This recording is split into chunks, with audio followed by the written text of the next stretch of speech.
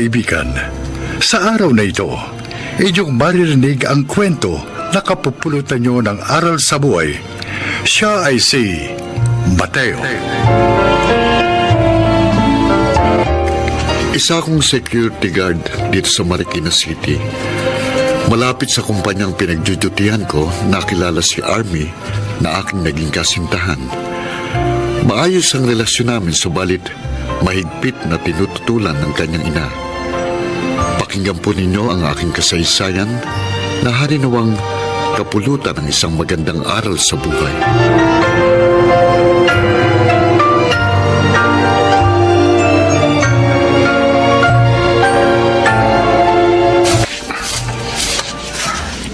Army, bakit nagwawali sa bubura natin si Mateo?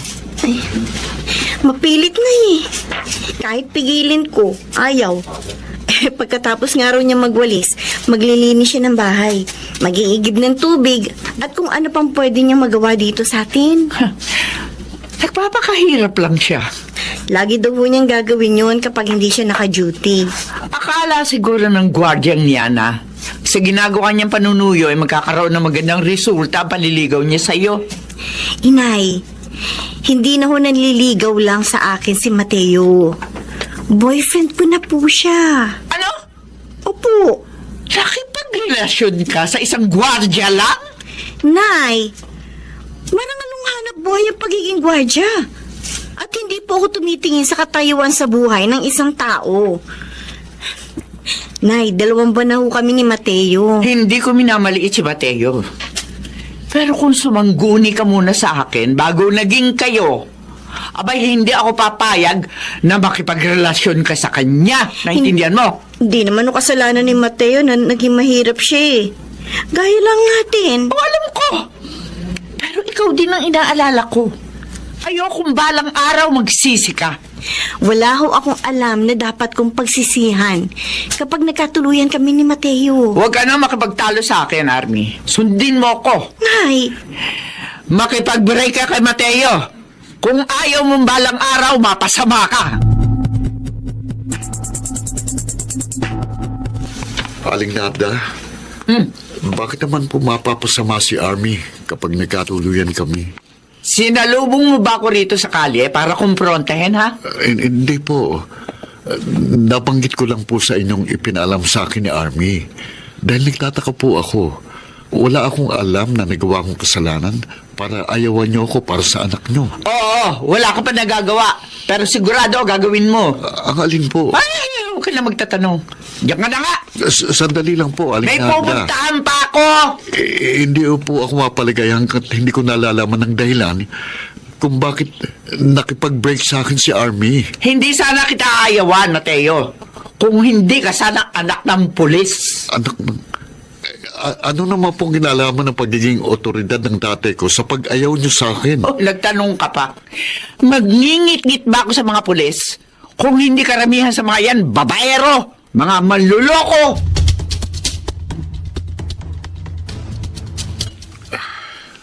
Rael, Oh. kasalanan ko bang naging anak ako ng pulis? Ay, hindi Mateo. Bakit gagamitin niyo na dahilan ni Aling Narda para palayuin sa akin ang anak niya? Huwag mo nang problemahin yung pare. Nakakasama ng loob eh, kaya niyaya kitang uminom.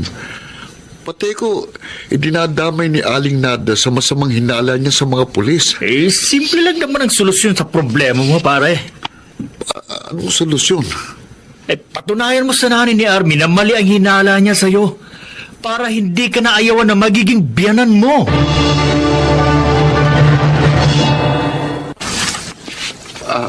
Aling Narda, mano po? Sige na. Ako na po magdidilig ng halaman. Hindi na. Si Army po. Wala. May pinuntahan. Pwede ko po ba siyang hintayin? Makakaalis ka na. Hindi niyo na nga ako pinagmano.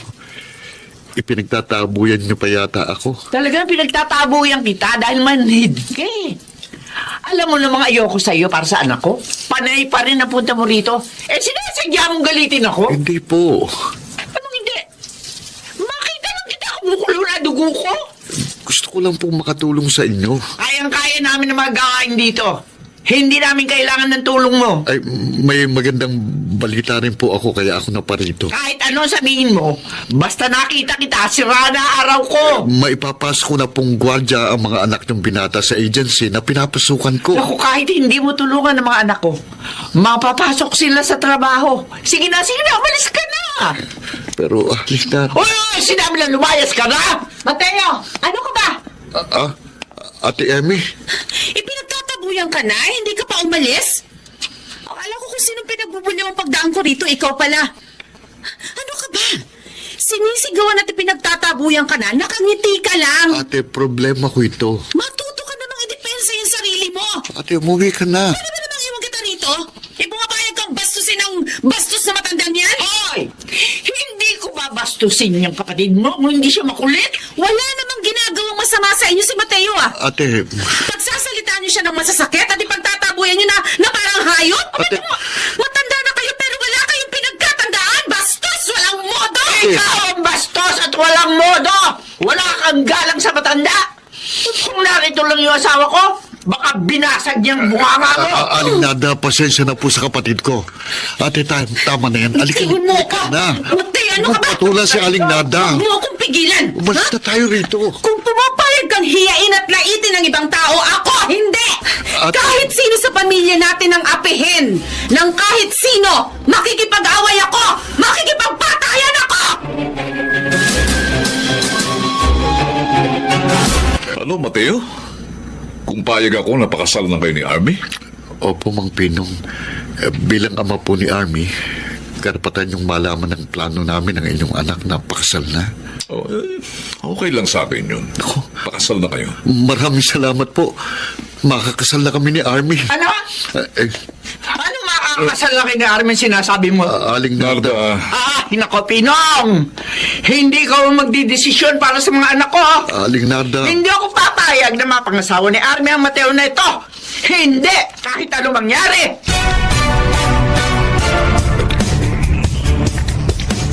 Nay, wala naman ang ginagawang masama si Mateo. Pwede ba? Huwag mo na ipagtanggol ang lalaking yun, Army. Mabait ho siya, responsable. Magtigil ka! Anong klase kang anak? Ako na sariling magulang mo kukontrahin mo? Susuwayin mo? Dahil sa ibang tao? Sobra naman ho kasi kayo, Nay. Kapakanan mo lang ang inaalala ko.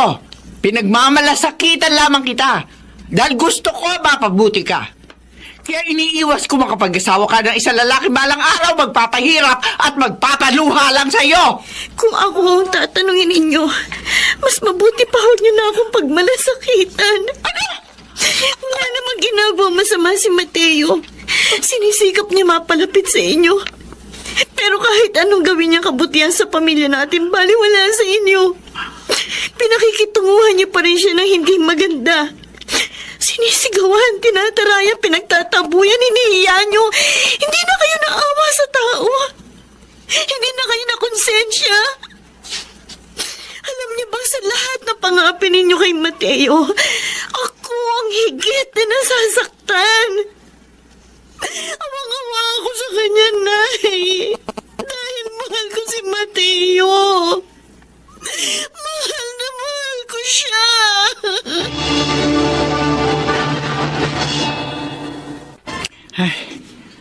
Kapag naalala kong pagtatanggol ni Army sa Mateo na yun, na-high blood ako. Katawid na nga sa kabilang kalye. Ay, kotse! Ay, mabundol ako!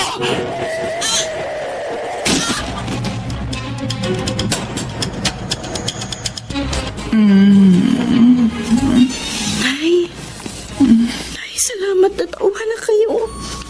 Army. Pinong. sabi ng doktor, kapag nagkamalay ka, ligtas ka na sa peligro. Mabuti na lang, ho, Inay. Nang mabundol kayo ng kotse, may nakapagsugod ka agad sa inyo dito sa ospital. At ang nagdala sa'yo rito, ang nag-donate din ng dugo na kailangang maisalin agad sa'yo. Salamat ho. Katipo ng dugo ninyo yung dugo niya. Kaya naagapan kayong mailigtas ng mga doktor. Utang ko pala ang buhay ko sa tumulong sa akin. Totoo yun. Malaki ang utang na loob natin sa kanya. Malaki ang dapat nating ipagpasalamat kay Mateo. Si Mateo? Alignata. Oh. Sandali at maiwan ko muna kayo. Sige pa. Ako pong nagkataong malapit sa pinangyarihan ng maaksidente kayo. Sakto naman pong may nagdaan na mobil. Tinulungan po ako ng isang pulis na madala kagad kayo dito sa ospital. Pulis? Kayong dalawa ng pulis ang nagtulong para maisalba ang buhay ko sa tiyak na kapahamakan. Opo, Alignata. Hindi ko akalain kayong mga tao nagpilit kong iniiwasan at kinamumuhian. Ang siya pang dapat kong talawan ng utang na loob sa ngayon. Yun nga rin pong ipinagtataka ko sa inyo. Mabigat ang loob niyo sa akin dahil anak ako ng pulis. Meron po ba kayong mapait na karanasan sa mga pulis? At gano'n na lamang ang galit niyo sa kanila? Oo, Mateo. Bata pa ako noon na mangyari ang lahat. Pero bumabalik pa rin sa aking alaala. Sa tuwing makakakita ko ng pulis, Alignata. kitang-kita ko kung papaano at sapilitang dukutin ang aking nakatatandang kapatid ng 2 pulis. Pinagbintangan siyang kasapi sa mga taong labas. Kalipas ang ilang araw, patay na ang kapatid ko na matagpuan. Wala noon hanggang ngayon. Nakatanim yun sa aking isipan. Pero mahabang panahon na ang pangyayaring yun. Dapat na sigurong ilibing na sa limot ang lahat. Tama po kayo. Dahil hindi niyo po matatagpuan ang katahimikan sa inyong puso kung may mabigat kayong dinadala sa dibdib. Kaya sana po matuto kayong magpatawad. Mateo, naunawaan na kita. Mas magiging maganda nga siguro kung ibabalik ko ang dating respeto at paggalang sa mga pulis. Salamat po. At nagising na kayo sa katotohanan. Sa iyo man, Mateo. Naging masama ang aking trato. Kalimutan niyo na po yun. Ang mahalaga po, ligtas na kayo sa tiyak na kapahamakan. Sa pagsang-ayon ng ina ni Army sa aming pagmamahalan, natuloy ang plano naming pagpapakasal. At naging maganda na ang pakikitungo sa akin ng binan kong babae, lalo pa nang magkaroon na siya ng apo sa amin. Naway kinapulutan niyo ng aral ang aking kasaysayan. Ako po si Mateo, isang manugang. Mga nagsiganap, Phil Cruz, Chiquit del Carmen Amor, Jun Legaspi, Susan Robles, Maynard Landicho, at Jenaline de la Cruz. Naglapat ng angkop na tunog Jerry Mutia sa musika ni Buboy Salonga. Supervisyong teknikal ni Eric Lucero at Bong Muyara. Creative consultant Phil Cruz. Katulong sa produksyon Anjing Cruz. Ito'y mula sa panulat ni Orly Aquino. Direksyon Salvador M. Royales. Ito ang aking buhay.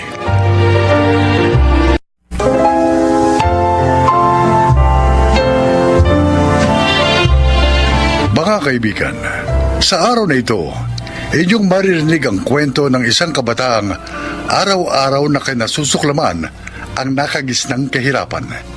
Siya ay si Janala.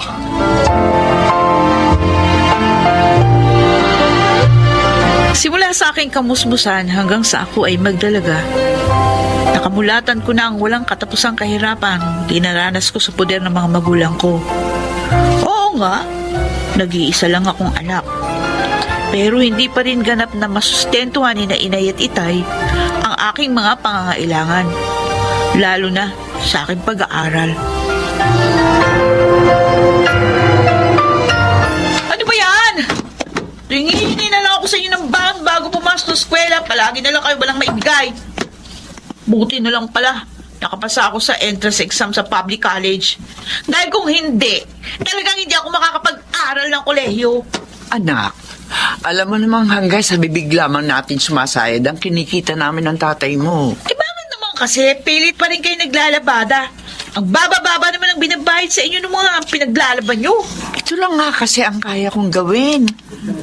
Saka ito na nakasanayan kong hanap buhay. Kaya mahalaga sa akin ang trabaho kong ito. Kasi parehong mahina ang utak nyo. ni Anak! Tay. Oh, siya naman nagkakandakuba sa construction site. Sako-sakong simento at buhangin yung binubuhat. Pero pagdating ng Sabado, katiting lang din yung sinasahod dahil hindi siya sinasama ng foreman nila sa minimum wage. Sabi nga kasi ng itay mo, kaysa sa wala nga siyang pinagkakakitaan, di... Ay, hindi lang naman yung katwiran yung ganyan ni Itay mahalaga.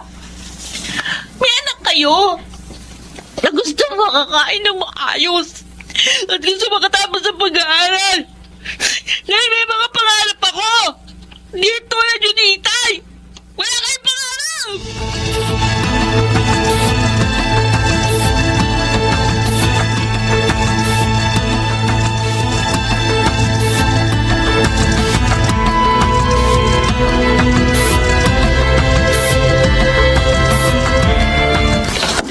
Kung hindi nga lang, baka lalong magrebelde. Kakalitan tayo ng forma niya. Mapagbubuhat lang ko na ng kamay si Janela, Kuya Fredo. Pagkakalo ng simento na yan. Masyado na kung pagsalitaan niya kami ng nanay niya. Uy, Ewan ko ba sa mga kabataang umuusbo ngayon?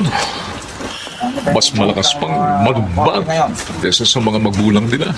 Sino ba magulang ang hindi nangarap ng mataas para sa anak? Ginagawa naman namin ni Auring ang lahat. Pero ano bang aasahan niya sa mga katulad namin hindi naman nakatungtong ng paaralan? Ay nako, magpinsan nga sila ng ating Bianca niya. Nang makatapos ako ng kolehiyo, agad na tumira sa kondominium. Eh, hindi ko na kinontra kung hanggang saan ba siya dadalhin ng mga pangarap niya. Hindi ko naman na masasaklawan pa ang kanyang mga desisyon.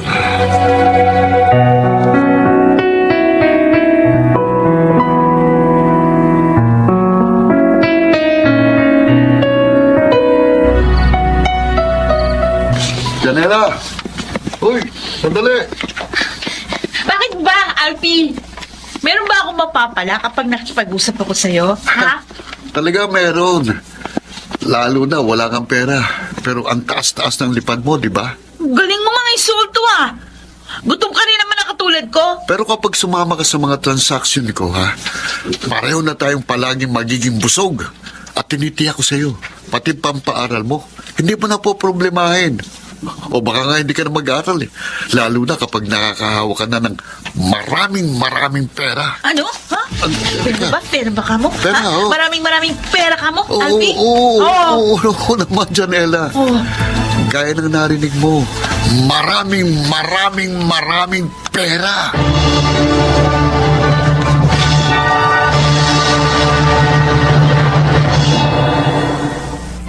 Janela, hindi ka nga pwedeng tumira dito sa unit ko tulad ng gusto mong mangyari. Bianca! Ayoko na kasi doon sa puder ni na Itay at Inay. Hindi ko na kayang pagtiisan yung mga kababawan nilang mag-isip. Hindi nga kasi po pwede ritong basta na lang magpatira ng kung sino-sino. Eh may mga rules and regulations na sinusunod ng mga nangungupahan dito. Diba? Ikaw naman nagbabayad ng upa dito. O hindi pa pwede mo nga akong patirahin dito. Kahit pa. Hindi pa rin pwede. At pwede ba?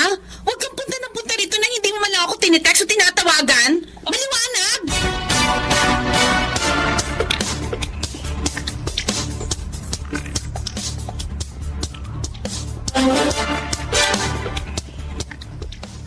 Kung alam mo lang, kung gaano mo sinasaktan ang kalooban namin ng nanay mo sa mga bagay na isinusumbat mo na hindi namin maibigay sa'yo.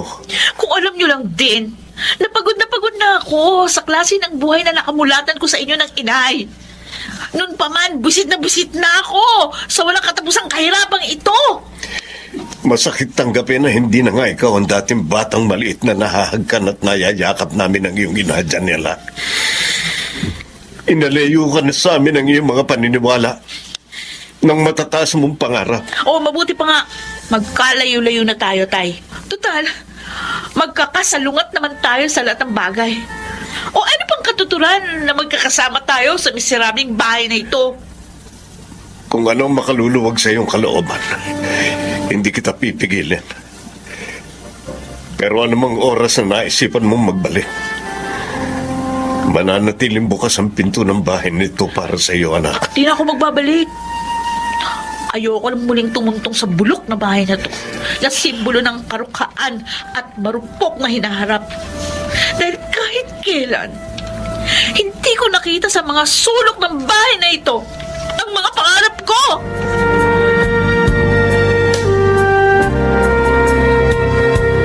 Huwag kang mag-alala.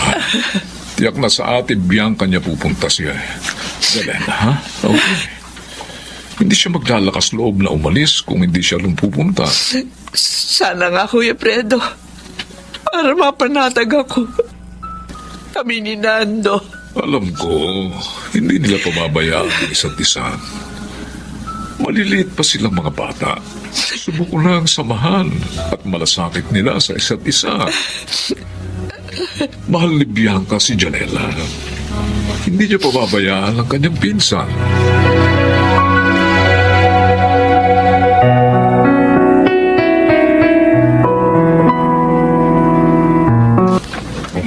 Bakit kaya ang daming pulis dito sa loob ng kondominium? Na-alert sila. Mukhang may inaabangan doon sa pababang elevator. Diyos ko. Si Ate Bianca yung nilabas na yun ng mga pulis. Bubukas ang elevator. Bakit balat na balat ang kumot? Nakahubad ba siya? Susundan ko yung mga pulis na may dala sa kanya. Kailangan makausap ko siya. Kailangan malaman ko kung bakit dala-dala siya ng mga pulis.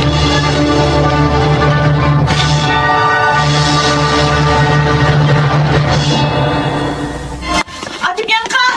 Ate Bianca! Ate Bianca! Janela, bakit nandito ka? Ay, talagang bakit ako doon sa unit mo? Pero nagkakagulo na nga dito sa babae mga pulis eh. Bakit ba? Ano nangyari? Bakit nakabalot ka ng kumot? Tsaka dadalhin ng mga yan. Ha? Niraid na mga pulis ang unit ko. Doon kasi kinukunan ni Alfie at ang mga kasama niyang foreigner ang porn videos na ako ang subject. Ano? Si Alfie? Oo. Siya ang kumukontak ng mga parokyano naming foreigners. Kung gano'n, yun din ang racket na inaalok niya sa akin kailan lang. Oo, Janela. Ay, ang buong akala ko. Totoo ang lahat ng tungkol sa'yo, Ate Bianca. Nagsinungaling ako sa inyong lahat. Lalo na kayo, Tay. Hindi totoong natapos kong pag-aaral ko sa kolehiyo. Nakuha na lahat. Yung ibinabayad ko sa pag-upa sa unit ng kondo, galing lahat sa kinikita ko sa porn videos. Ha? Nakipag-harimunan ako sa malaki pera kinikita ko sa pag-uubad sa camera. Teka, isang kaladali niyang mga pulis. Ewan ko. Hindi ko alam. At ikaw, umuwi ka na, ha? Umuwi ka na. Pero isang bagay lang, Janela. Huwag na huwag mong mamadaliin ang iyong mga pangarap.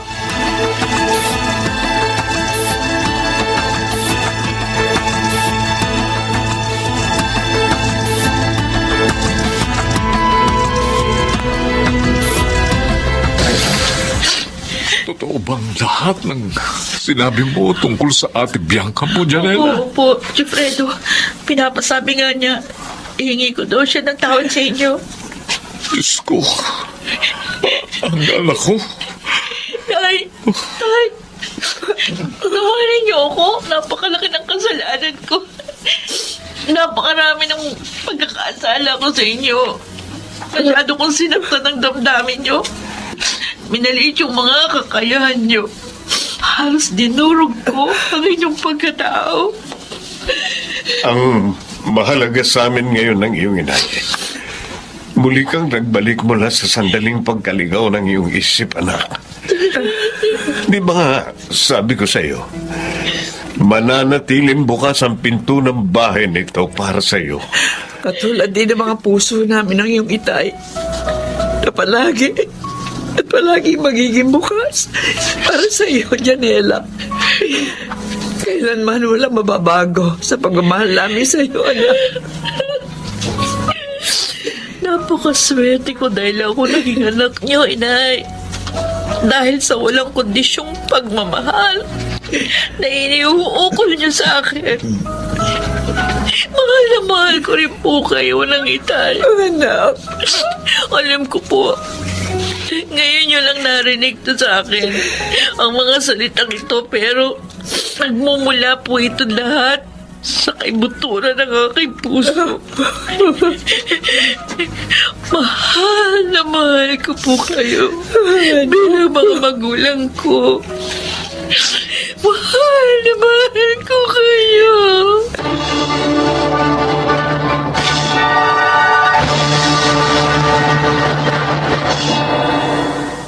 Siguro nga, naging bahagi ako ng isang panahong sinubok lamang ng mga tiisin sa buhay upang masukat ang kakayahan kong umunawa sa laban ng buhay. At napasubok naman ako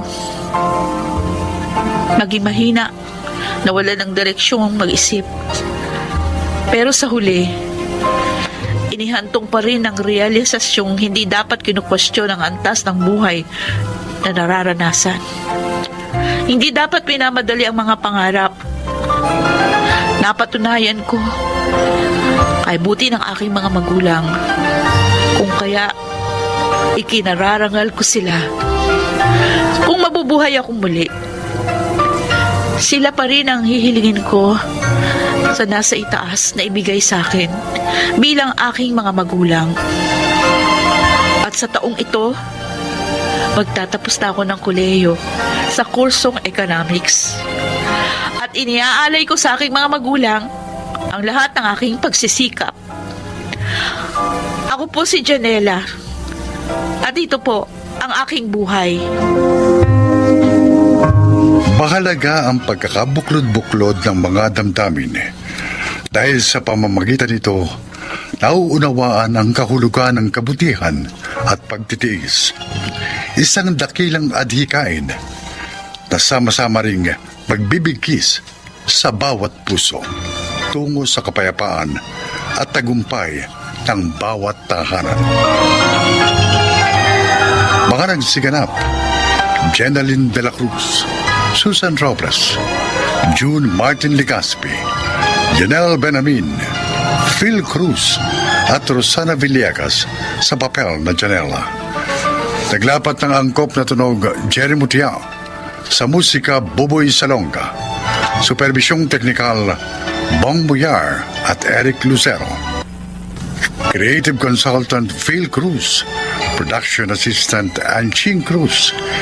Ito'y mula sa panulat ni Sel Barlam, sa direksyon Salvador M. Ruiales. Ito ang aking buhay.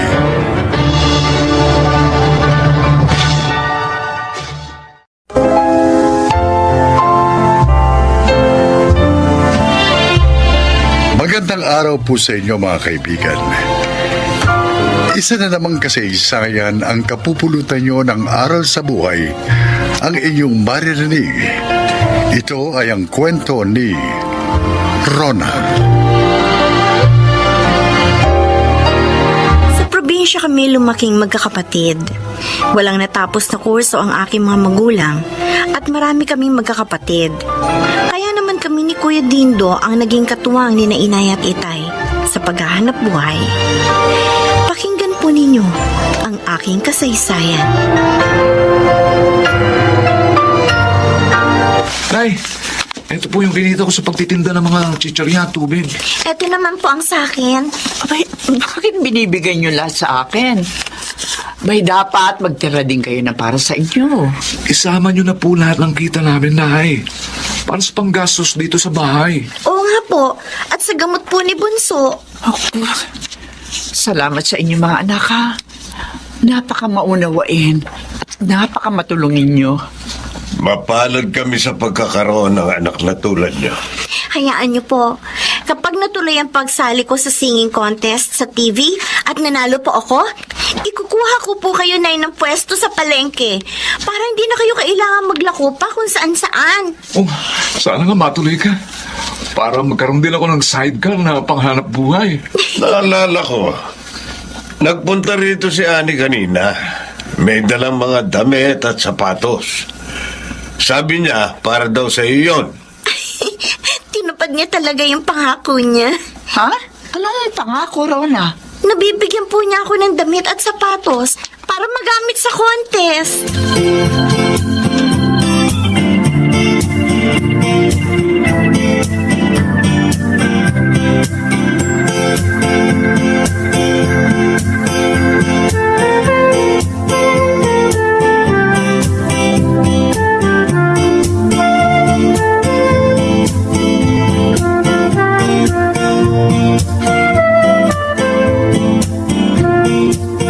Ano, Rola? Nagustuhan mo ba? Oo, Ani. Lahat maganda at kasya sa akin. Sa'yo na mga yun. Totoo? Oo! Hindi ko na naman kailangan yun eh. Dahil meron na ako mga bagong damit at saka sapatos. Salamat. Isa ka talagang tunay na kaibigan. Kaya lang, nalulungkot ako eh. Oh, bakit naman? Kasi tiyak, magiging abala ka. Mawawalan ka na ng panahon sa akin. Sandali lang naman ito eh. Kunting tiis lang. Kapalit naman nun, malaking tagumpay. Oo nga. Tamang kaibigan ko, Mark. Huwag kang mag-alala. Lilibangin kita para mabawasan ang lungkot mo. Talaga ah. Oo! Akong bahala sa iyo.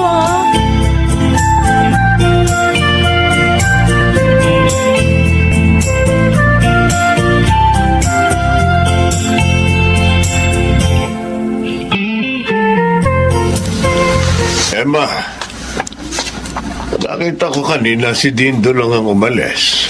Nasaan si Rona? Nag-iensayo. Bukas na laban ng ating anak. Ay, oo nga pala. Ay, sana naman manalo ang anak natin. Malaking tulong din sa atin kung mananalo siya bukas. Abay, sabi ni na si Mang, malaki raw ang pag-asa ng ating anak. Dahil nga, marami na singing contest dito ang sinalihan niya. Nanalo naman. Ipanalangin pa rin natin ang kanyang tagumpay.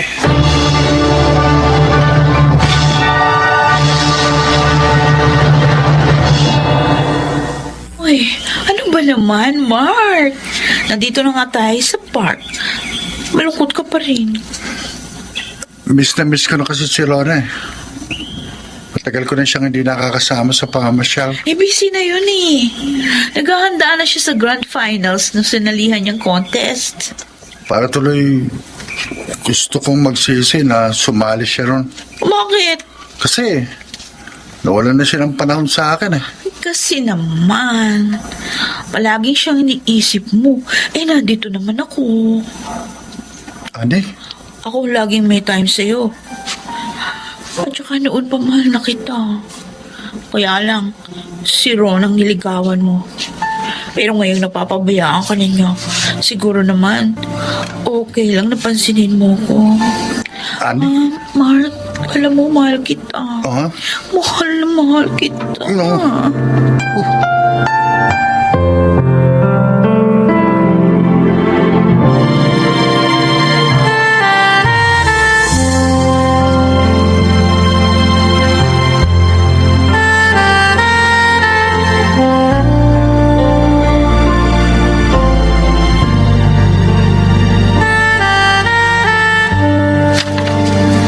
Maganda itong apartment na kinuha mo, Rona.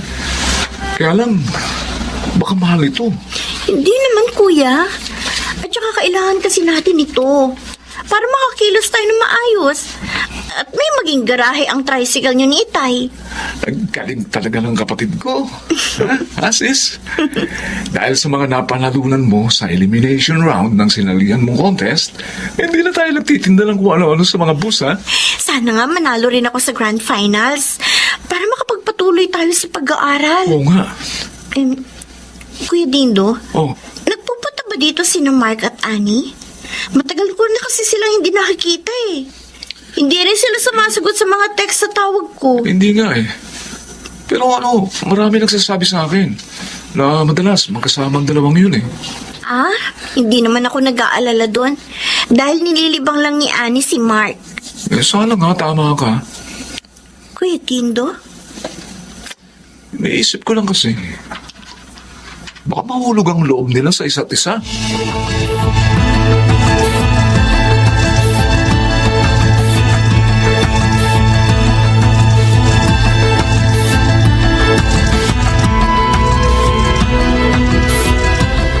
Hindi na naman tayo matutuloy sa pamamasyal. Kasi nahihilo ako. Ang dalas mo naman yata mahilo ngayon. Mark, may sasabihin ako. Buntis ako. Ha? Alam ko ako lang nagmamahal sa'yo.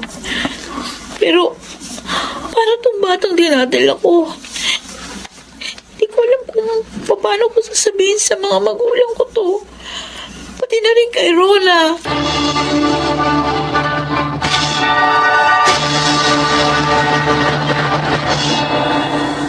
Ano ba talagang sasabihin ninyo, Annie?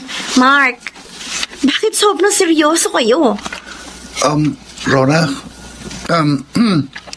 hindi na kami makakasama sa iyo sa Grand Finals ng bagong mga awit. Ha? Kayong dalawa? Bakit? Sorry, Rona.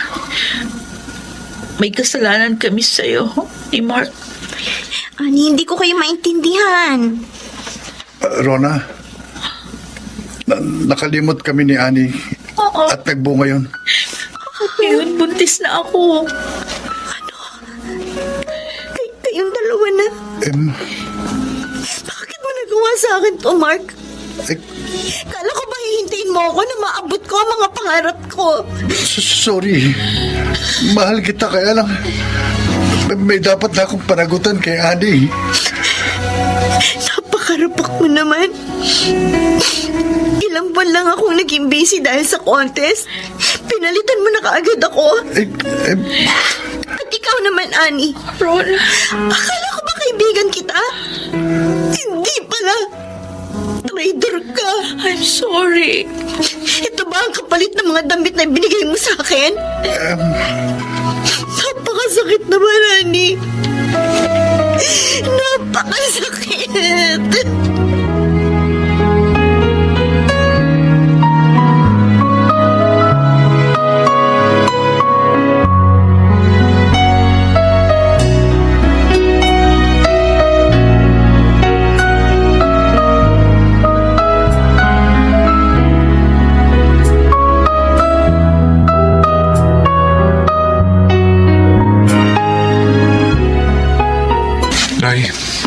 Tay, kawawa naman po si Rona. Nakita ko kanina, umiiyak na naman siya. Masyado siya nasaktan sa ginawa sa kanya ni na Mark at Annie. Masakit naman talaga yun. Dahil matalik niyang kaibigan si Annie. Eh, yun pala siya pang aagaw sa kanyang nobyo. Kung hindi nga lang po ako inawat ni Rona, binugbog ko na Mark na yun eh. Nag-aalala tuloy ako kay Rona. Baka makaapekto sa performance niya sa Grand Finals ng ang bagong mga awit, ang kanyang kabiguan. Huwag naman po sana, Tay. Sayang naman kung matatalo siya. Kausapin natin siya. Palakasin natin ang kanyang loob. Upang madama niyang hindi siya nag-iisa.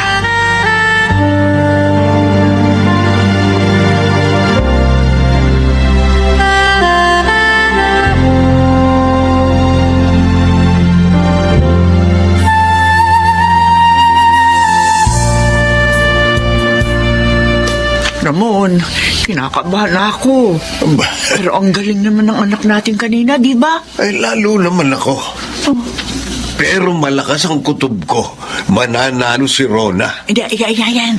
Salita na yung host. Mga kaibigan, bukod sa 1 million pesos na matatanggap ng ating magiging champion ngayon, ay meron pa siyang kotse, bahay at lupa. Kompleto na talaga. Sana nga si Rona na yun. Oo nga. At ang nanalo, ang ating bagong mga awit ng taon, ay walang iba kundi si Rona Borlasa. Nanalo nga anak na! Oo nga, ay mga kapitbahay! Nanalo anak namin! Nanalo si Rona!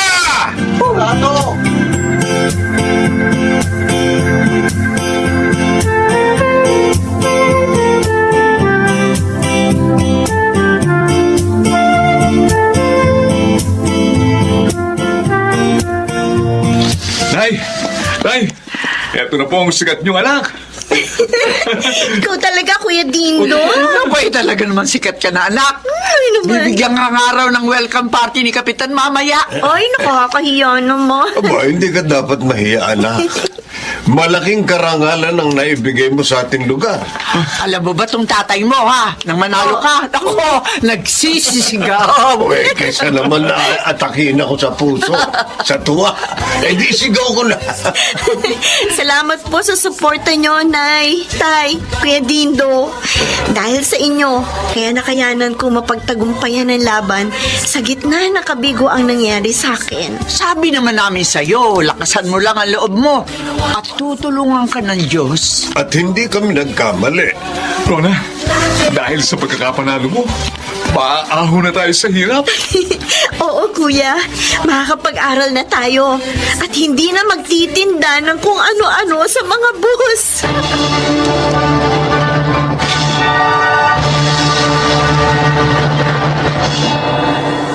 Totoong nasaktan ako sa ginawa sa akin ni na Mark at Annie. Ngunit parang napawi yun dahil sa tagumpay na natamo ko.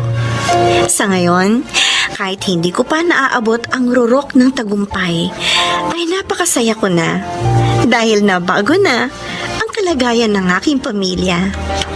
Ako po, si Rona, at ito ang aking buhay. May tagumpay na naghihintay sa hindi sumusuko sa laban ng buhay. Mga nagsiganap, June Martin Legaspi, Junel Benjamin, Susan Robles, Rosana Villegas, Phil Cruz, at Chiquit del Carmen Amor sa papel na Rona. Naglapat ng angkop na tunog Jerry Mutiao, sa musika Buboy Salonga. Supervisyong teknikal Bong Buyar at Eric Lucero. Creative Consultant Phil Cruz. Production Assistant Anching Cruz. Ito'y mula sa panulat ni Selma Corporal Alcantara.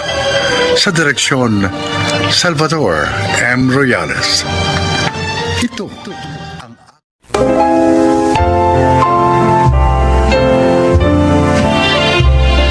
Magandang araw po mga kaibigan. Isa na naman pong kwento ng buhay, ang kapupulutan ng aral ang inyong maririnig. Ito ay ang kasaysayan ni Sally. Isa ako sekretarya. Ilang kumpanya na rin ang aking pinasukan. Ngunit kusa ko ring iniwan. Kasi naman, niligawan ako ng mga naging boss ko.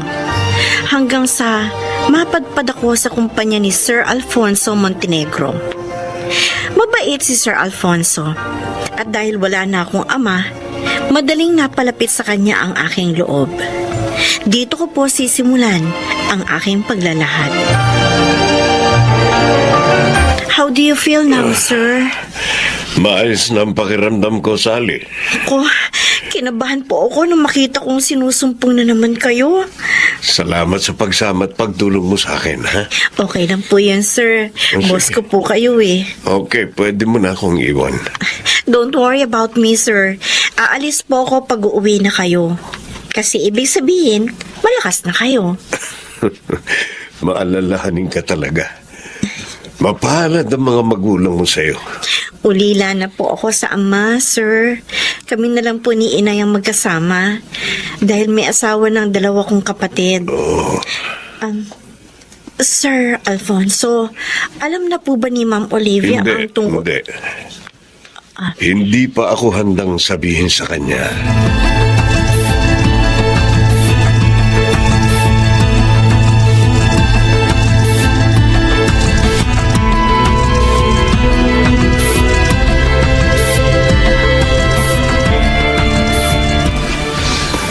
Sally, lunchtime na. Tara, sabay na tayo mag-lunch. Pasensya na, Randy. Hindi pwede eh. Ikaw naman, oh. Lagi mo na lang akong tinatanggihan.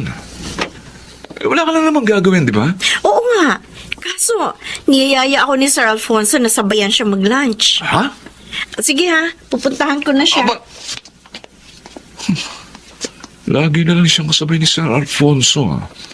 Kung hindi sa lunch, sa merienda. Ba? Sumusobra na yata ang closeness nila. Pandi, tara, kain tayo. Pagmamaya pa, punuan na sa kantin itong office. Huwag mo nang isipin si Sally. Obvious naman na hindi kanya type eh. Tanggapin mo na lang yun. Alam mo, naiintriga ako sa sobrang pagiging close nila ng boss natin. Parang may something eh.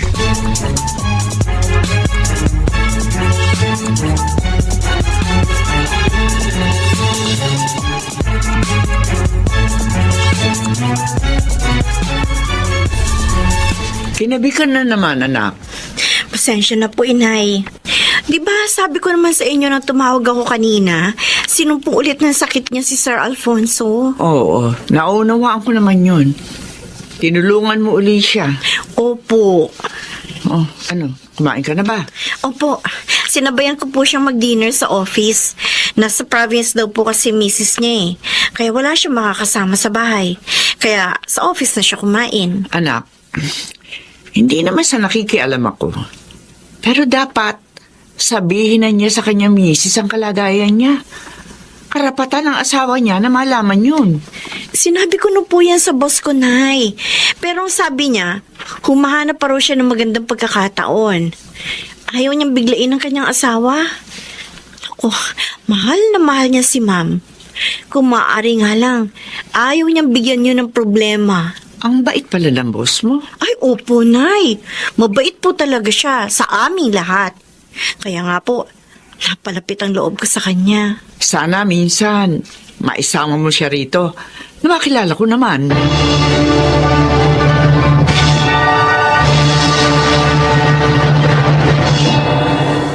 Alfonso, halika nga.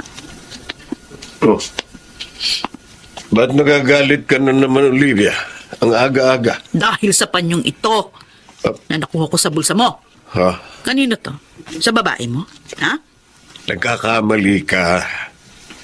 Olivia, mula nung ikasal tayo, naging tapat ako sa iyo. Sinungaling! Magaling ka magtago. Kaya hindi kita nahuhuli sa akto. Hindi totoo yan. O kung ganon, kanino ang panyong ito? Bakit nasa bulsa mo? Hindi ko maaari sabihin sa kanya na panyo ni Sally yung Ano? sinamit sa pagpunas ng pawis ko. Hindi ka makasagot dyan. Dahil huli ka na. Isang kaibigan lang ang may-ari niya. O sinong kaibigan? Sabihin mo sa akin para maniwala ako sa'yo.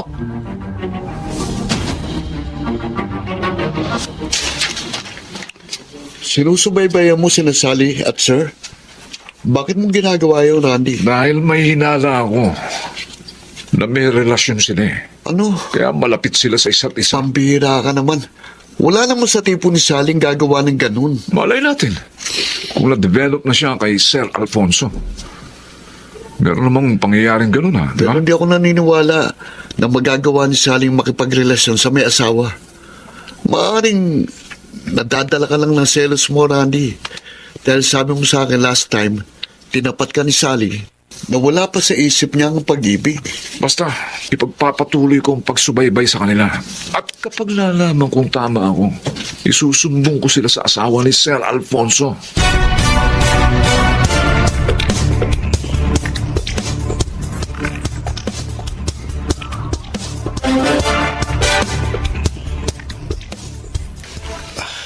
Sally, Sir, nanghihina ako.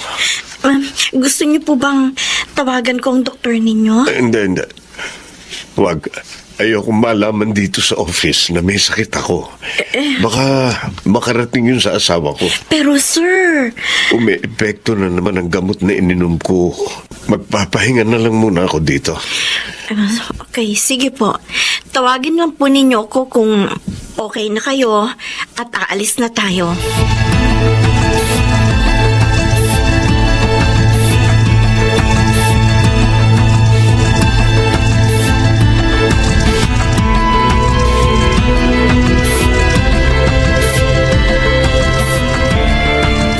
Gabi na nang umalis sina Sally at Sir Alfonso sa opisina. Bago sila umalis, nagtagal muna sila sa room ni Sir Alfonso. Anong ginawa nila ron? At ngayon naman, initid uli ni Sir si Sally dito sa kanilang bahay. Talagang tama ako. May relasyon sila. Tatawagan ko si Ma'am Olivia. Kailangan malaman na niya lahat.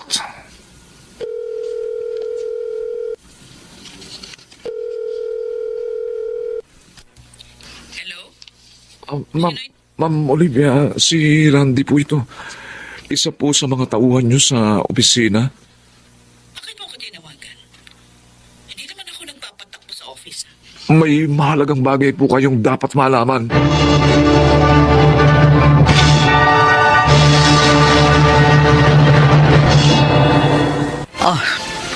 Narito na tayo sa lugar na sinabi mo, Randy. Yung bahay po na may pintong pula. Doon po nakatira si Sally. Ang karelasyon po ni Sir Alfonso. Ayun po, yung kotse ni Sir, oh. Nakaparada sa tapat ng bahay nila. Ang mga walang hiya. Talagang niloloko nila ako. Oh, Makikita nila sa akin ngayon. Ma'am Olivia, huminahon po sana kayo.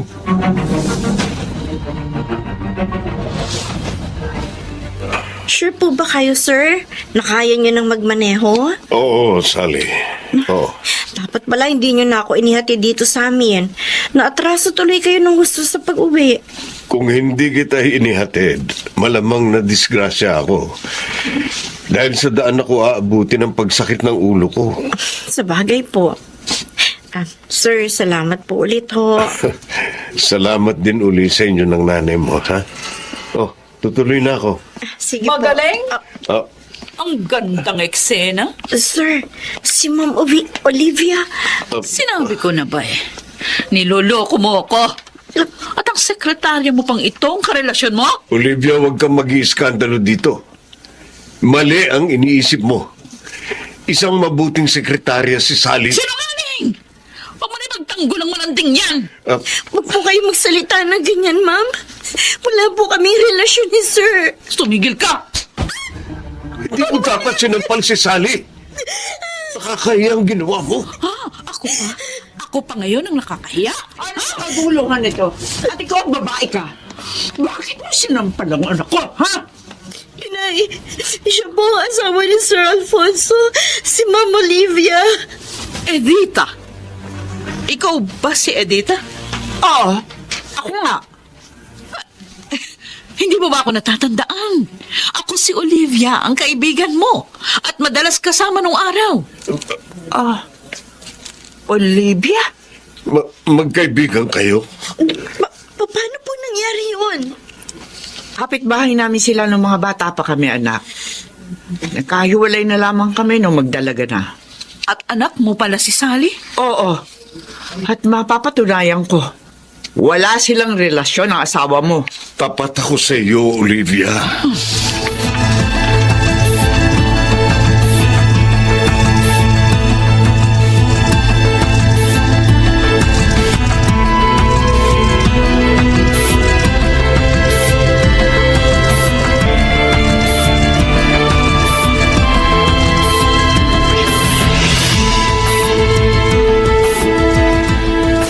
Hindi ko akalain na sa ganitong paraan pa tayo magkikita uli, Olivia. I'm sorry, Editha.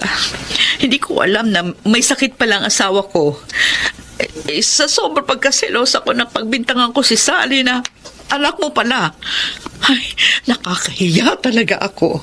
Walang mabuting ibubunga ang pagiging sobrang selosa. Oo nga, alam ko. Kaya nga, talaga magbabago na ako ngayon. Maswerte ka. Mahal ka ni Alfonso. Tinanggap niya ang ugali mo. Mahal na mahal ko rin siya. Siguro kaya ako ganito dahil meron akong diferensya. Hindi ko siya nabigyan ng anak. Magtiwala ka sa kanya, Olivia. Tapat siya sa'yo. At sana, samahan mo siya sa kanyang pagpapagamot.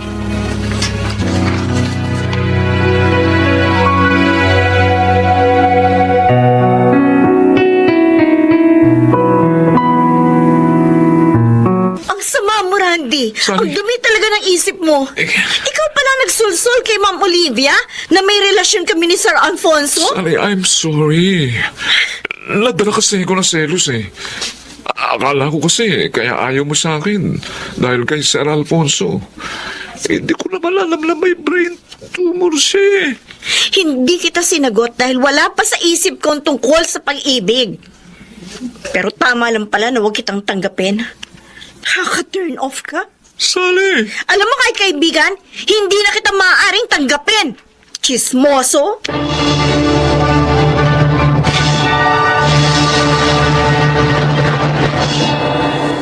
Dahil sa kahihiyan, umalis si Randy sa kumpanyang pinapasukan namin. Muli namang nanumbalik ang magandang pagkakaibigan ni na Inay at Tita Olivia. Ako naman, lalong naging malapit sa kanilang pamilya. Kami ni Inay ang naging kaagapay nila hanggang maoperahan at gumaling si Tito Alfonso. Sana po ay inyong kinapulutan ng aral ang aking kasaysayan. Ako po, si Sally. At ito ang aking buhay. Ang panibug ko ay laso na sumisira sa magandang relasyon, kaya ito'y hindi dapat pang ipapawin. Mga nagsiganap: Susan Robles, Yonel Benamin, Rosana Villegas, June Martin Legaspi, Phil Cruz, at Chiquit del Carmen Amor sa papel na Sally. Naglapat ng angkop na tunog Jerry Mutia sa musika ni Boboy Salonga.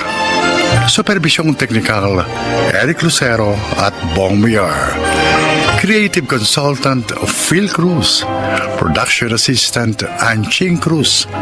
Ito'y mula sa panulat ni Selma Corporal Alcantara. Sa direksyon Salvador M. Royales. Ito ang aking buhay.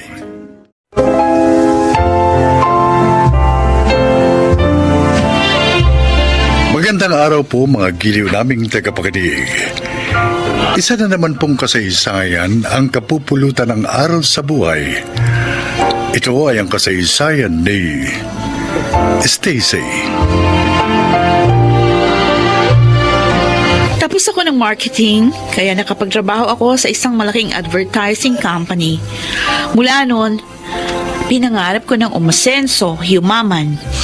Pero hindi yun natupad dahil nabuntis ako ni Vince. Ganun pa man, kahit na mag-asawa na kami at may anak, hindi niya ako pinatigil sa aking trabaho. Pakinggan po ninyo ang aking paglalahad. Sa atin ang malaking LED TV na yan, Stacy. Sabi ko na magugulat ka eh. Oo, binili ko, Vince. Saan ka kumuha ng pera? Sa bonus ko. May naipasok na naman kasi akong kliyente sa company namin. Kaya meron na naman akong bonus. Bumili nga rin ako ng aircon para doon sa kwarto natin. Ano? O edi magiging mahal ang kuryente natin? Okay lang yun. Pareho naman tayo may trabaho. Basta ang importante, komportable tayo. Meron nga tayong sariling bahay, wala namang laman. Eh, kailan natin ito lalamnan? Pag matanda na tayo? Ayoko nga.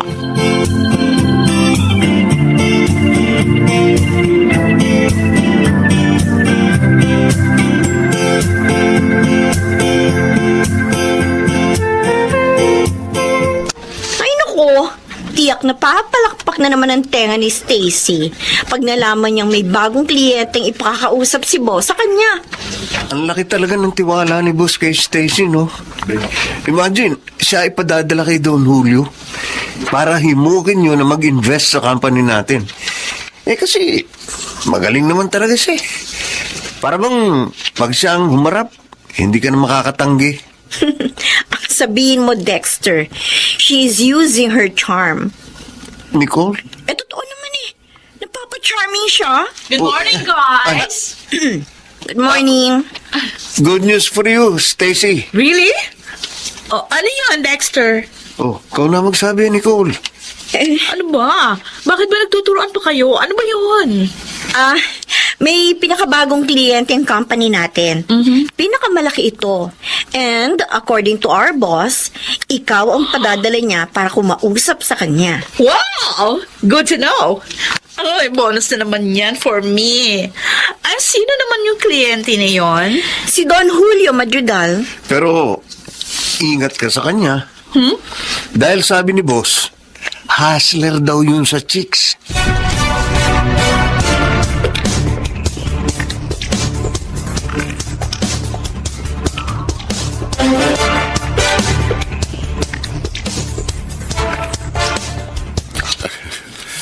Nakakaya naman sa'yo. Ikaw pa nag-treat sa akin sa restaurant na ito. Oh, it's okay, Don Julio. Anyway, kliyente naman namin kayo, kaya sagot ito ng company.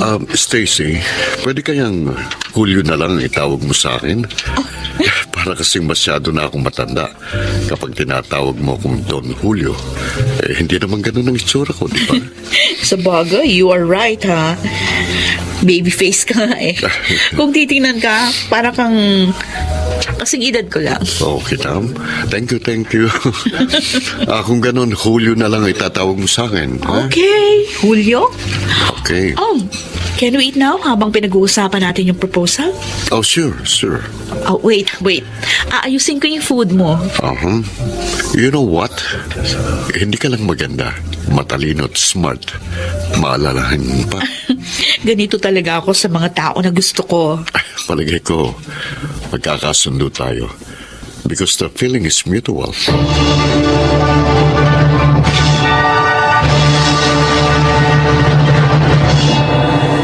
Talaga? Yeah. Bigay sa'yo ni Don Julio ang necklace na yan? Oo.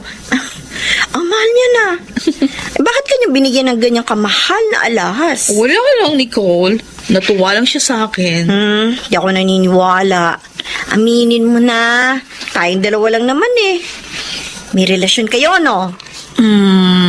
Sige na nga. Aaminin ko na. Meron naman akong tiwala sa iyo eh. Tama ka. Kami na nga. I swear, Tim girl. May malaking bonus ka na sa company. May Don Julio ka pang sugar daddy. Kaya lang, paano na si Vince?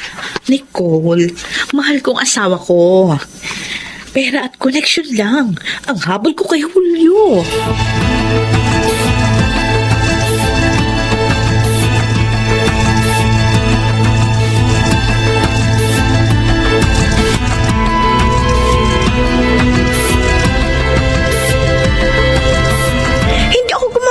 Kwento, Dexter. Inamin mismo sa akin ni Stacy, may relasyon sila ni Don Julio Madrigal. Babaan yun. Pinagtak sila ng kaibigan natin. Kaya nga nainis ako eh. Wala kasiyahan. Malaki na nga income niya dito sa office. Nagawa pa niya makipagrelasyon sa iba dahil sa pera. Kawawa naman si Vince. Dexter, hindi na dapat magtagal ang panluloko ni Stacy sa asawa niya. Dapat dito malaman ni Vince.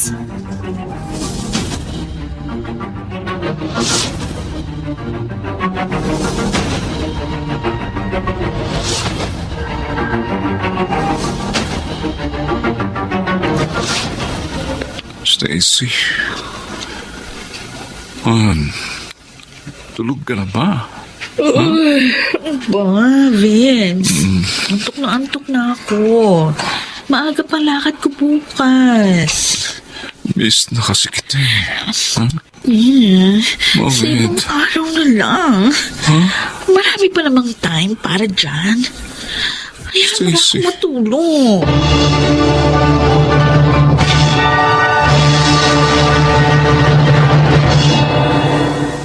Oh, Nicole. Andito ka rin pala kina Dexter. Oo, Vince. Kaming dalawa ni Dexter ang may sasabihin sa'yo. Oy, mukhang seryoso ah. Bakit? Kayo na bang dalawa? Pakakasal na kayo? Wala kaming relasyon ni Nicole, Vince. Tungkol sa asawa mo, sasabihin namin sa'yo. Kay Stacy? Bakit? Anong tungkol sa kanya? Sige, sabihin niyo. Vince, huwag ka sanang mabibigla. Si Stacy, may karelasyong ibang lalaki. Ano? Bawiin mo sinabi mo, Dexter. Teka, Bawiin mo! Iwan mo ang kwelyo ko. Nasasakal ako eh. Vince! Bitiwan mo si Dexter! Wala siyang kasalanan! Totoo ang sinasabi niya! Totoong sinasabi niyo. Sinong karelasyon ni Stacy? Sino?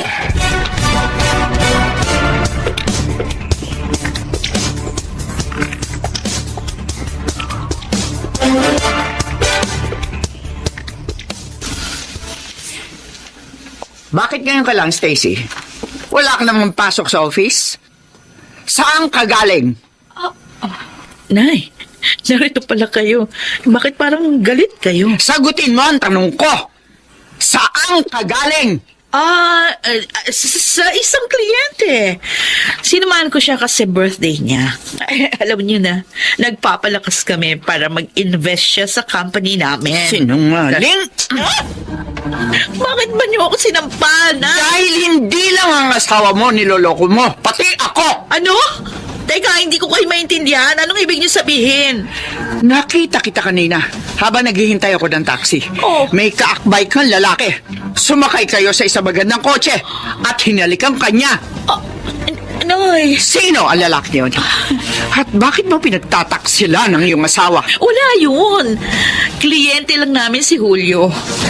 Natukso lang ako makipagrelasyon sa kanya dahil nga doon sa mga binibigay niya sa akin. Sa koneksyon niya at sa pera. Pero hindi ko siya mahal. Walang iya ka talaga. Ang sama mo.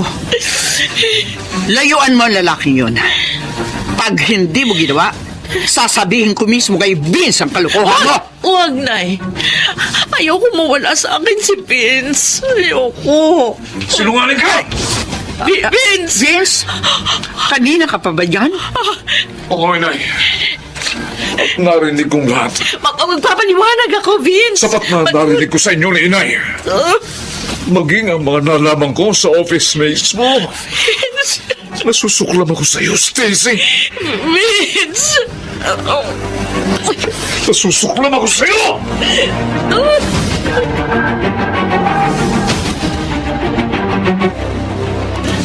At nakita rin pala ni Alin Loretta si Stacy at si Don Julio. Oo, Dexter. Narinig ko ang pag-uusap nila. Napakasakit, pare. Narinig ko na inamin ni Stacy sa biyanan ko ang ugnayan nila ng lalaking yon. Na pera at collection daw sa trabaho lang ang gusto niya sa Don Julio na yun. Sobra kasing ambisyosa ang misis mo, Vince. Hindi marunong makontento. Nanghihinayang ako sa katapatan, pagmamahal. Nainiyukol ko sa kanya. Wala pala siyang kwentang babae. Nasilaw siya sa mga bagay na material. Ihiwalayan ko na siya, pare. Sigurado ka ba na yan ang gusto mong gawin?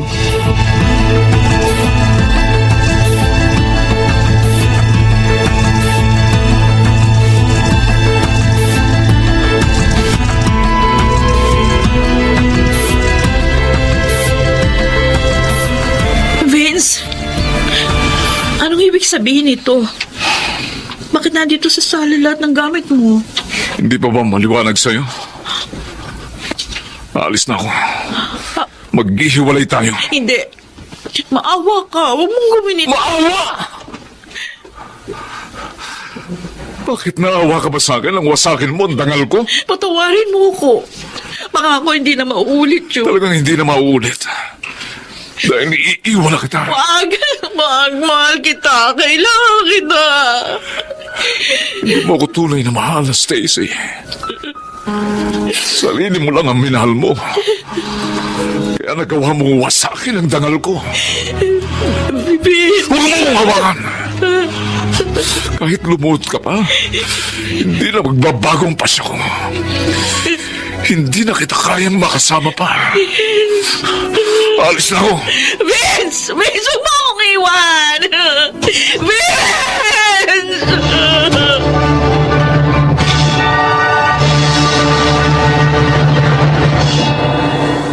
Nagkahiwalay kami ni Vince dahil sa aking pagkakamali. Napakasakit. Dahil doon, lalo kong nadama kung gaano ko siya kamahal. Hanggang ngayon, inaasam ko pa rin na mapatawad ako ng aking asawa. Sana po ay kinapulutan ninyo ng aral ang aking kasaysayan. Ako po si Stacy, isang account executive. At itong aking buhay. Hindi masama ang pangarap. Ang hangarin na ito ay magkaroon ng katuparan. Ngunit huwag sanang isakripisyo ang dangal ng ama ng tahanan.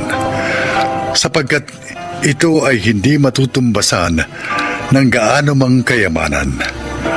Mga nagsiganap: June Martin Legaspi, Chiquit del Carmen Amor, Junel Benamin, Susan Robles, at Rosana Villegas sa papel ni Stacy. Naglapat ng angkop na tunog Jerry Mutia sa musika ni Boboy Salonga. Supervisyong teknikal Eric Lucero at Bong Muyer. Creative Consultant Phil Cruz. Production Assistant Anching Cruz. Ito'y mula sa panulat ni Thelma Corporal Alcantara. Sa direksyon, Salvador M. Royales. Ito ang aking buhay.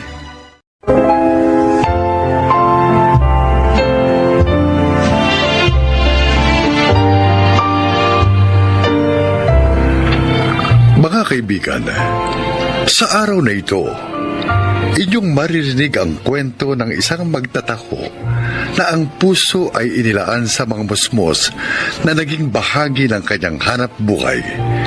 Siya ay si Mario. Kilalang kilala ako ng mga bata sa aming lugar dahil sa tinda kong masarap na taho. Wala naman akong kakaibang sikreto sa pagluluto ko ng taho. Pero ako man nagtataka. Nasa loob lamang ng 30 minuto, ubos agad paglabas ko sa umaga ang isang punong sisidlan ng niluto kong taho bago pa sumikat ang araw. Ang ganong eksena araw-araw ang lalong nagpapasigla sa akin upang higit pa akong sipagin sa paglalako ng aking paninda.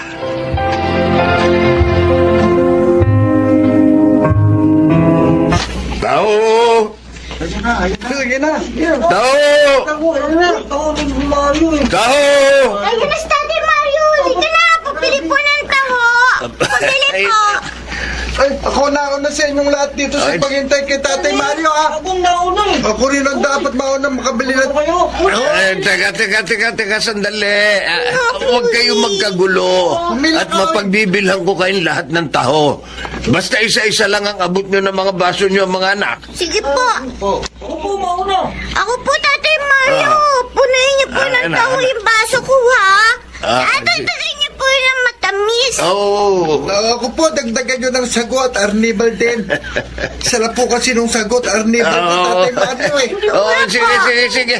Akong bahala sa inyo. Lahat kayo makabibili ng masarap na taho ni Tatay Mario nyo. Kaya huwag kayong magkagulo. Isa-isa lang. Mahina ang kalaban.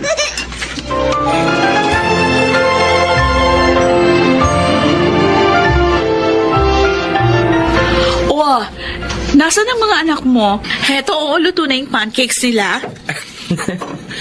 Nakita ko, may kanya-kanya silang dalang baso. Tapos naguunahang nagtakbuhan palabas ang bahay. Naku, siguradong narinig na naman nila yung boses ni Tatay Mario sa labas. Alam mo naman yung mga anak mo, hindi mabubuhay ng walang taho sa umaga. Parang ako lang, nung maliit pa ako. Madaling araw pa lang, nakaabang na ako sa taho ni Tatay Mario sa labas ng bahay namin. Tapos, ang laki-laki ng dala kong baso, kala mo ba? Tawa naman ng tawa noon si Tatay Mario. Samantalang pinupuno ng taho ang baso ko. Sabi niya, wala na rin bang mas lalaki pa sa baso ko. Talagang hindi matapos-tapos yung mga kwento mo kay Tatay Mario. Maiba tayo ng topic. Guess what? Kung anong nabasa ko sa email kanina pagkagising ko. Aba, congrats! Senior software engineer ka na. Uy, bakit alam mo? Kasi nga, promoted na rin as associate manager tong asawa mo. Oh, Kaya congrats mo ako. Congrats mo ako. Go, honey. Go!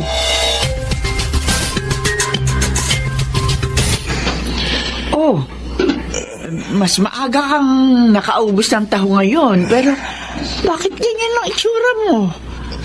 May masakit ba sa'yo, Abay? Bigla kasi akong nahilo. Baka ka ako sa sobrang init ng panahon. Teka naman, mutla ka, Abay. Wala nang kulay ang mga labi mo. Umiikot ang paningin ko. Abay? Nasusuka ako. Diyos ko! Abay! Hindi ko alam ang gagawin ko sa'yo. Ano kung Diyos ko, tulungan mo po ako. Anong gagawin ko sa asawa ko? Ikaw naman ni Tatay Mario? Kuya Joshua, bakit ang hali na? Wala pa si Tatay Mario. Oo nga, Shane. Punta nga ako sa bahay nila kanina. Sarado naman. Parang walang tao. Ano ba yan? Gustong-gusto ko na ng toho, kuya. Hintayin na lang natin si Tatay Mario. Baka tinanghali lang siya magluto ng taho. Ay, mabuti na lang.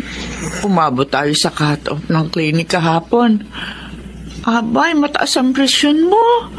Kaya, binigyan ka ng maintenance medicine ng doktor. Ang inaalala ko, yung mga batang naghihintay sa akin sa labas, abay. Tiyak na hanggang maghapon. Hinintay pa rin nila akong magtinda. Paano ka nga makapagluluto ng taho sa ganyang kalagayan mo? Hindi naman pwede matenga ako ng ilang araw dito sa higaan. Paano na ang kabuhayan natin? Ay, basta. Magpahinga ka riyan. Pag lumakas ka, di saka ka na kumilos. Paano nga ang pagkain natin kung walang perang papasok sa atin? Abay, may naipon naman ako mula sa mga pinagbentahan mo ng taho araw-araw. Abay, kahit ilang buwan, makakaraos tayo. Basta akong bahala. Relax ka lamang dyan.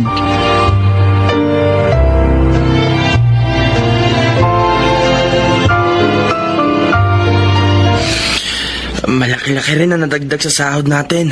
Dahil sa sabay natin pagka-promote, honey. Idagdag mo pa yung bonus na binigay ng kumpanya dahil sa maganda nating performance. Kahit naka-work from home tayo sa testing. Mapalad na rin tayo dahil sa gitna man ng pandemic, may maganda pa rin tayong trabaho. Lahat ng pangangailangan natin, nairaraos ng maayos. Dating gawi, itatabi mo na sa bangko yung mga naging biyaya natin. Di ba nga? Save when you need it least. Have when you need it most. Exactly. Bakit ba lagi mong nababasa ang iniisip ko, honey?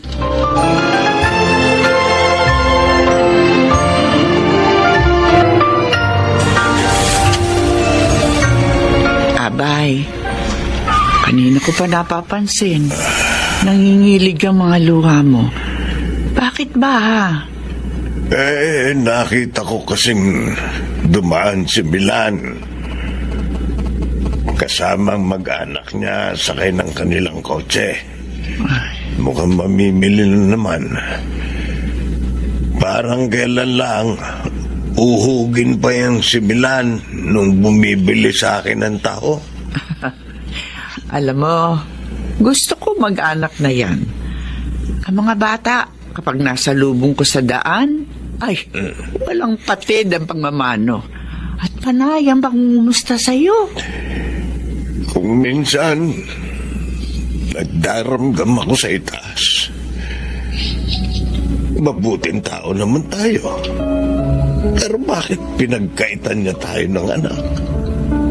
Magiging mabubuting magulang naman tayo. Kahit isa man lang sana, binigyan niya tayo. Hindi sana hungkag ang buhay natin ngayon. Sana kahit papano may sisilip-silip sa atin. Lalo na sa mga ganitong pagkakataon. Anong sabi nyo? Gusto nyong tulungan namin ng mama nyo si Tatay Mario? Yes, Dad. Para po makabalik na siya sa pagtitinda niya ng taho. Kasi po, miss na po namin ang taho ni Tatay Mario. At saka, kawawa din po si Nanay Miling. Pumayat na rin po siya. Kaya, please naman, Dad, tulungan po natin si Tatay Mario at Nanay Miling. Please!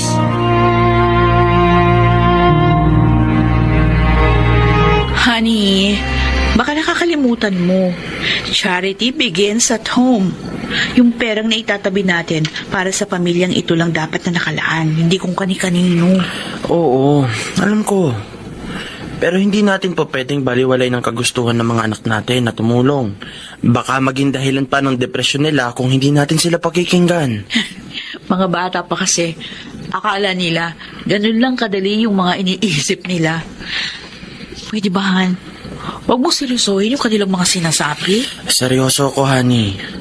Kailangan pirmahan mo ang withdrawal slip na ito para makakuha ko ng pera sa joint account natin.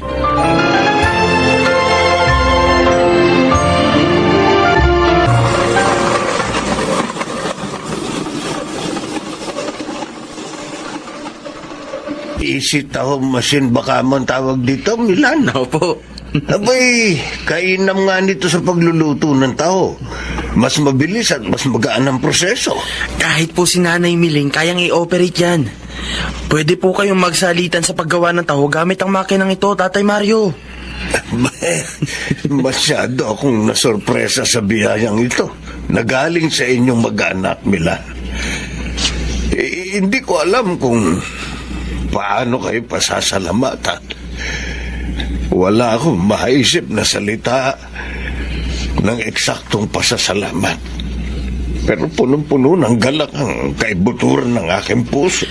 Malaking bahagi po kayo ng kabataan ko, Tatay Mario. Yung magagandang pangaral niyo sa akin noon, dinala ko po hanggang sa paglaki ko. At ngayon ay pagkakaroon na ng sariling pamilya. Isa po kayo sa mga humubog sa pagkatao ko.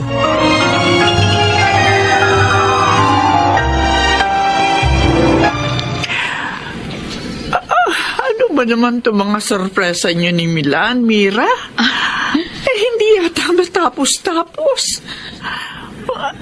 Ngayon, ano naman tong sobrang iniabot mo sa akin?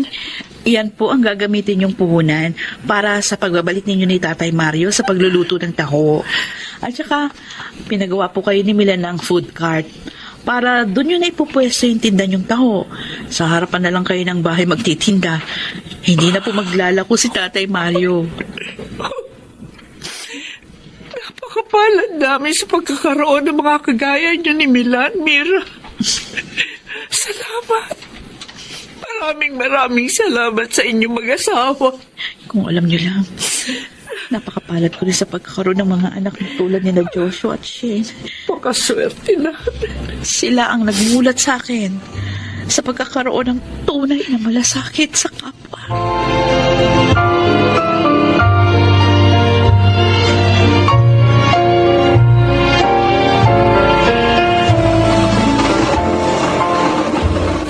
Oh, ano ang sabi ko sa iyo, Abay? Hindi yung kung nasaan man tayo sa mundong ito, dumaranas man tayo na matinding kalungkutan o hindi, kundi yung mga taong naririyan para sa atin ang mahalaga. Kaya wag mo nang tatanungin ng Diyos. Tama ka, Abay. Dahil sa magagandang nangyari, muli kong nakita ang buhay sa maganda nitong bahagi. Kaya hindi ako magsasawang magpundar ng kabutihan sa mga kabataang makakasalamuha pa natin sa inaharap. Ituturing natin sila na parang sariling mga anak. Hanggang ngayon, punong-puno pa rin ng kaligayahan ang puso ko sa magagandang biyayang nakamit namin mag-asawa mula sa mga taong hindi ko namamalayan na minsan sa kanilang buhay ay pinaghugutan din ako ng pag-asa. Ako si Mario, isang magtataho, at ito ang aking buhay. Hindi lang sa lupa ang pag-iimpok ng kabutihan, kundi maging sa langit. Sapagkat kung nasaan ang ating mabubuting gawa, naroon din ang ating puso. Mga nagsiganap, Chiquit del Carmen Amor, Angelo Alcantara, Susan Robles, Rosana Villegas, at Leonel Benjamin sa papel na Mario. Naglapat ng angkop na tunog Jerry Mutia, supervisyong teknikal Eric Lucero at Bong Buyar, creative consultant Phil Cruz, katulong sa produksyon Anching Cruz. Ito'y mula sa panulat ni Sel Barlam, sa direksyon Salvador M. Reales. Ito ang aking buhay.